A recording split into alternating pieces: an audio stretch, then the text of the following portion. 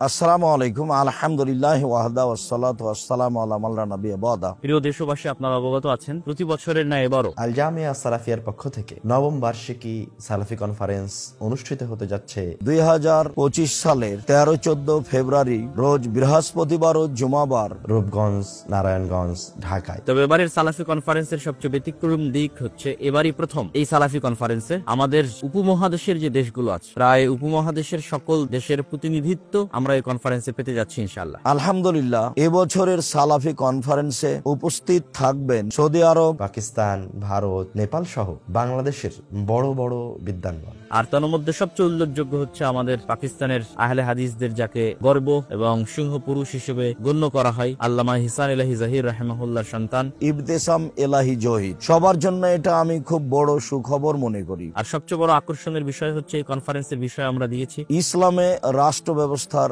রূপরেখা। আমাদের বিজ্ঞ যে ওলামায়ে কেরাম থাকবেন তাদের মুখ থেকে আপনারা বহু প্রশ্নের উত্তর পাবেন। রাজনীতিতে ইসলাম, ইসলামে রাজনীতি, রাষ্ট্রে ইসলাম, দিন কায়েম, একামতে দিন, কিভাবে ইসলামের রাষ্ট্র প্রতিষ্ঠা হবে, ইসলামী খেলাফা কিভাবে প্রতিষ্ঠা হবে, বায়াত কার কাছে হবে, যত রকমের প্রশ্ন আমাদের মনে আছে প্রায় সকল প্রশ্নের উত্তর আপনারা এক কনফারেন্সে পাবেন ইনশাআল্লাহ। সম্মানিত দিনী ভাই বোন, আমি আপনাদের ভালোবাসাকে আপনাদের সামনে পেশ করে বলতে চাই যে অবশ্যই এই জামিয়া সালাফের সালাফি কনফারেন্সকে সফল করার জন্য আপনারা যে যেখানে আছেন সকলে উপস্থিত হওয়ার জন্য চেষ্টা করবেন। আমি আব্দুর রহিম বিন আব্দুর রাজ্জাক, আমি আব্দুল্লাহ বিন আব্দুর রাজ্জাক ও 2 দিনই উক্ত কনফারেন্সে আপনাদের সাথে আছি ইনশাআল্লাহ। আশা করছি আগামী 13 ও 14 ফেব্রুয়ারি আপনাদের সাথে দেখা হচ্ছে আন্তর্জাতিক বাণিজ্য মেলা নিকটস্থ আল জামিয়া সালাফিয়ার মাঠে ইনশাআল্লাহ। সম্মানিত দেশ বিদেশের দিনী ভাই বোন, সালাফি কনফারেন্সের এই বিষয়ভিত্তিক বক্তব্যগুলি দেখার জন্য চোখ রাখুন অনলাইন আল ইতেসাম টিভিতে।